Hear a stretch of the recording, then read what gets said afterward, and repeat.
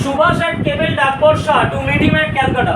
Subhash Chandra Basu cable মানে টেলিগ্রাফের মাধ্যমে তিনি খবর পাঠালেন।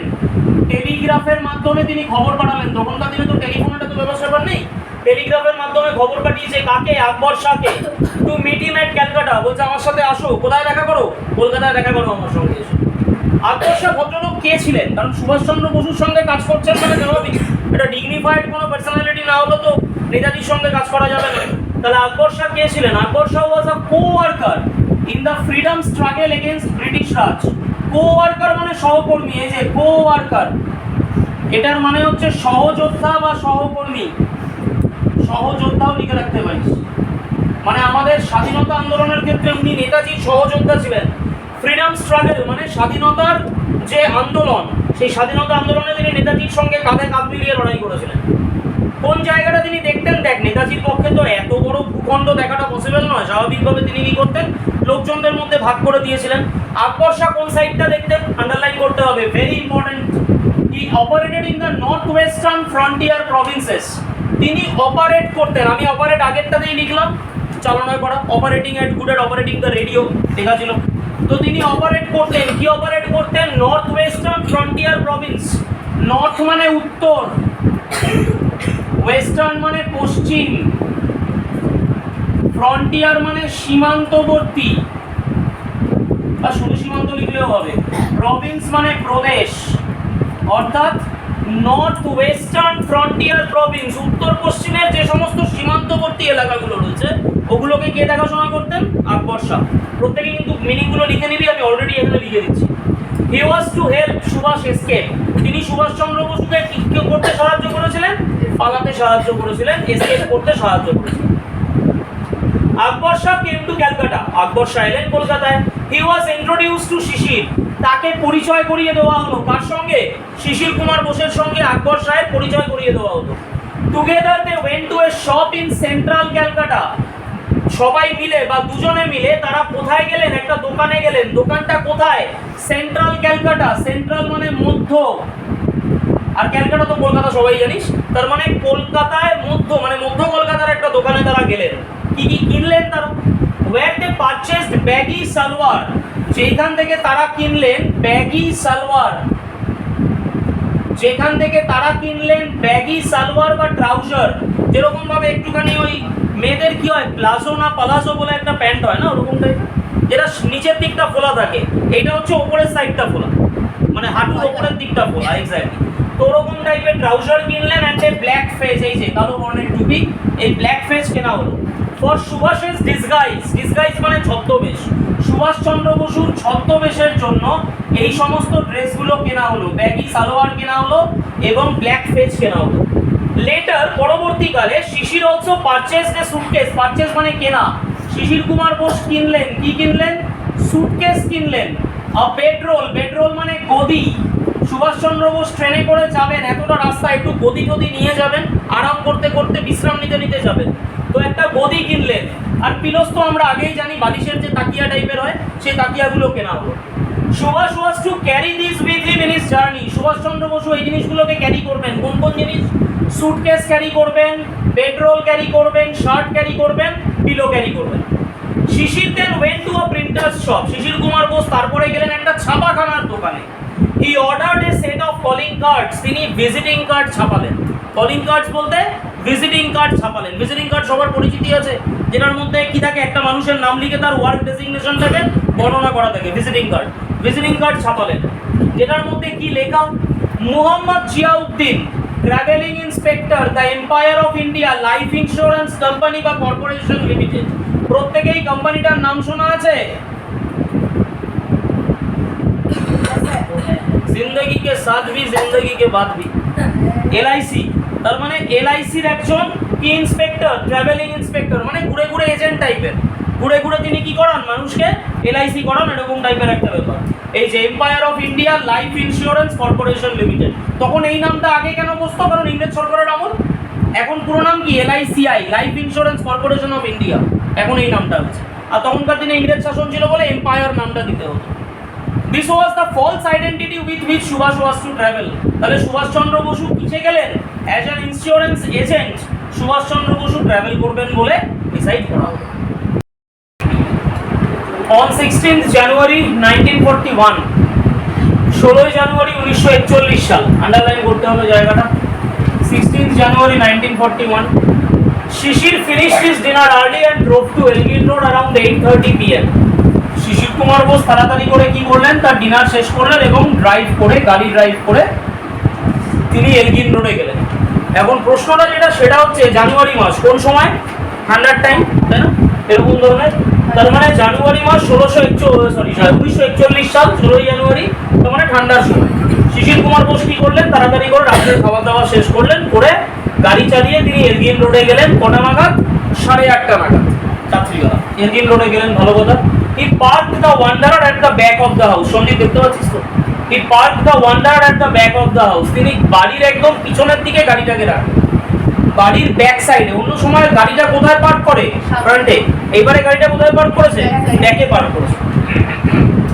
Shishir and Subhash had maintained total secrecy about the plan of escape. স্বাভাবিক, সুভাষচন্দ্র বসু তো ঢাক ঢোল নিয়ে আমি পালাচ্ছি এরকম তো বলবে না। তার মানে টোটাল প্ল্যান অফ মানে এসকেপ সম্বন্ধে একটা সিক্রেসি মেনটেন করলেন বা একটা গোপনীয়তা মেনটেন করলেন। সিক্রেট থেকে সিক্রেসি কথাটা এসছে, মিনিং হচ্ছে গোপনীয়তা। হ্যাঁ, secrecy noun form.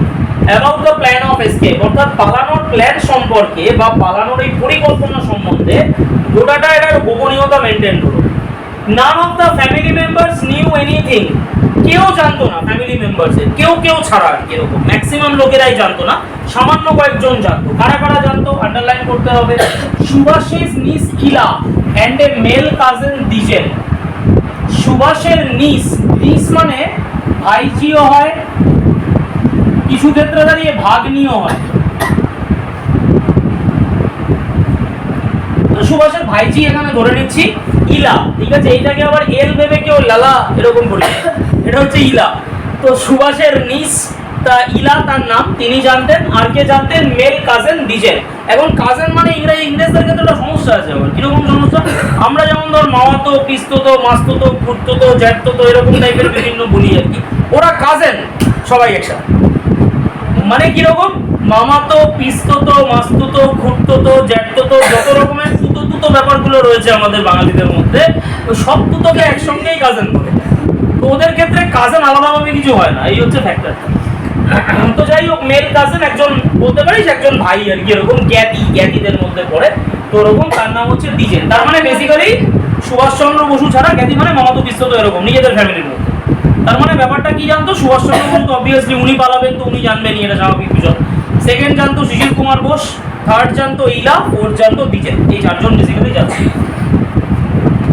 Subhash and Shishir waited until the rest of the Bose family had fallen asleep. Subhash Chandra Basu এবং শিশির কুমার বোস তারা অপেক্ষা করতে লাগলেন। কেন অপেক্ষা করতে লাগলেন? until the rest of the Bose family had fallen asleep. যতক্ষণ না বোস পরিবারের অন্য সবাই কি করছে? ঘুমিয়ে পড়ছে, ততক্ষণ এটা অপেক্ষা করছে। Subhash had changed into his disguise as Mohammad Ziauddin. Subhash Chandra Basu তার ডিসগাইজ বা তার ছদ্মবেশটাকে চেঞ্জ করলেন। কোন নাম নিলেন? মোহাম্মদ জিয়াউদ্দিন। এটা আন্ডারলাইন। সুভাষচন্দ্র বসুর ছদ্মবেশের নামকরণ কি ছিল? বলতে হবে মোহাম্মদ জিয়াউদ্দিন। তিনি কি পরিধান করেছিলেন? He was dressed in a long brown coat. তিনি কি পরেছিলেন? লং একটা ব্রাউন কালারের কোট, ব্যাগি সালোয়ার। কালকে অলরেডি ব্যাগির কথা বলা হয়েছিল। পলাজো টাইপের যে প্যান্টগুলো হয় মেয়েদের, সেটা নিচের দিকটা খোলা হয়, ব্যাগির ক্ষেত্রে ওপরের দিকে ট্রাউজার টাইপ ওরকম baggy salwar and a black fez মানে টুপি, মাথার উপর যে কালো বর্ণের টুপিটা সেরকম। হি ওর গোল্ড ওয়ার রিম স্পেকট্যাকেলস।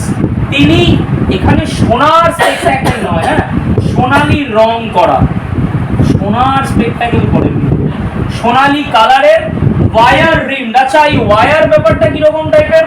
কারোর থেকে একটা চশমা দাও আমাকে একটু দরকার। আরে কিছু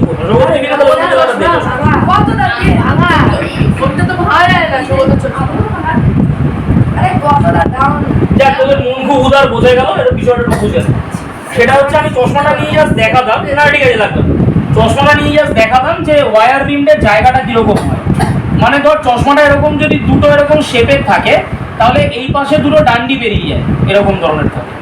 এই জায়গাটা এই পার্টিকুলার সেকশনটা এইটাতে ওয়্যার থাকে, ওয়্যার মানে তার দেওয়া থাকে এরকম ধরনের, তার দিয়ে কি হয় কানের কাছে এরকম বন্ধ করে রাখে এরকম ধরনের ব্যাপার। তো তোদের চশমা পরবো এরকম ইন্ডিকেশন আমার ছিল না, আমার যেটা বোঝানোর দরকার ছিল সেটা হচ্ছে বেসিক্যালি চশমাটা নিয়ে আমি ওয়্যারের জায়গাটাকে বোঝাতাম। বাট তোদের মন খুব উদার, তো বাড়িতে প্রচুর উদার মনের পরিচয় তোরা দিয়ে সেটা বোঝা যাই হোক, ঠিক আছে। তো বিষয়টা হচ্ছে ওয়্যার রিম স্পেকট্যাকেলস। তো আলটিমেটলি ওয়্যার রিম বা তার দিয়ে রিমগুলোকে জোড়া এরকম টাইপের, স্পেকট্যাকেল মানে চশমা। তো সেই চশমাগুলো সুভাষচন্দ্র বসু ইউজ করলেন। এরকম ডান্ডি ছিল না সাইডে, বেসিক্যালি কি ছিল ওরকম রিম টাইপের, মানে এরকম তার দিয়ে জুড়ে কানের কাছে দিয়ে পড়া ওরকম টাইপের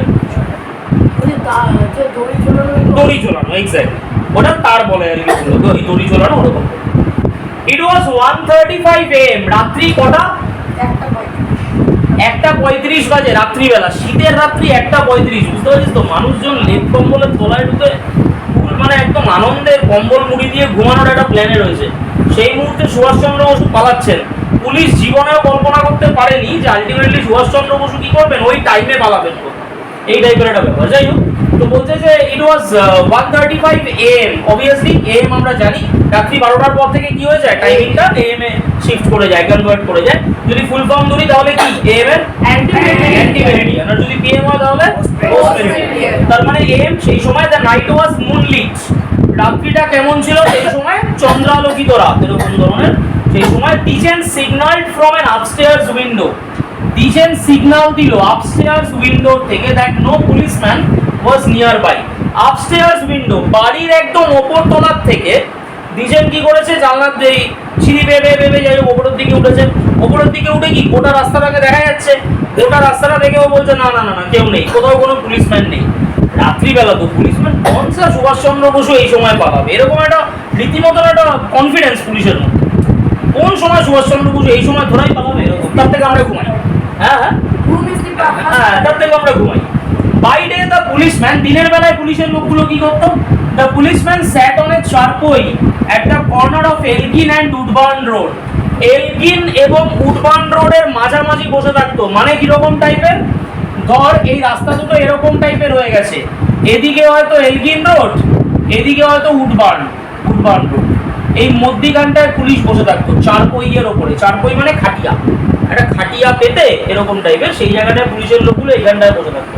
যার ফলে এলগিন রোড দিয়ে কারা আসছে যাচ্ছে, উডবার্ন রোড দিয়ে কারা আসছে যাচ্ছে, ওরা থরলি নজর রাখতে পারতো। তখন দিনের বেলায়, কারণ জানুয়ারি মাস, দিনের বেলার ক্ষেত্রে কি হবে, রোদ পোয়াতে একটা দারুণ সুবিধা, এরকম টাইপের একটা ব্যাপার। তো সেই ক্ষেত্রে দাঁড়িয়ে আলটিমেটলি ওরা কি করতো, এরকম দিনের বেলাটা এইভাবে মাঝখানটায় ওরা বসে থাকতো। যাই হোক, কোথায়, এলগিন রোড এবং উডবার্ন রোডের মাঝামাঝি বসে থাকতো, কর্নারে, একদম এই কোনার দিকে। They paced up and down the street, তারা রাস্তাটায় মাঝে মধ্যে হাঁটাহাঁটি করতো। গরম শীতকাল তো, রোদ পথ দারুণ মজা এরকম টাইপের, তো ন্যাচারালি রাস্তার মধ্যে দিয়ে হাঁটাচলা করতো অনেক সময়। বিফোর সুভাষের হাউস, সুভাষের বাড়ির সামনে দিয়ে অনেক সময় হাঁটাহাঁটি করতো, পাতা তুলে তুলে দেখতো ঘরের মধ্যে লোকজনের একটা আওয়াজ পাওয়া যাচ্ছে কিনা ইত্যাদি ইত্যাদি ভাবে যতটা সম্ভব বাইরের থেকে দাঁড়িয়ে নজর রাখা পসিবল হয়, ওরা নজর রাখে। On the cool winter night of January 16th, জানুয়ারি মাসের 16 তারিখ, কুল উইন্টার নাইট, ঠান্ডার রাত্রিবেলা, they had preferred the comfort of warm blankets on the charpoy.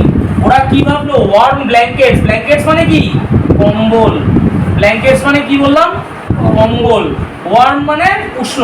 ওরা ভাবলো উষ্ণ কম্বলটাকে মুড়ি দিয়ে চারপই বা খাটিয়ার ওপরে কি করি, শুয়ে থাকি এরকম টাইপের। কনসা রাত্রি 1:35-এ সুভাষচন্দ্র বসু পালাবেন, ন্যাচারালি খাটিয়ার ওপরে কম্বল মুড়ি দিয়ে প্রত্যেকে ঘুমাই।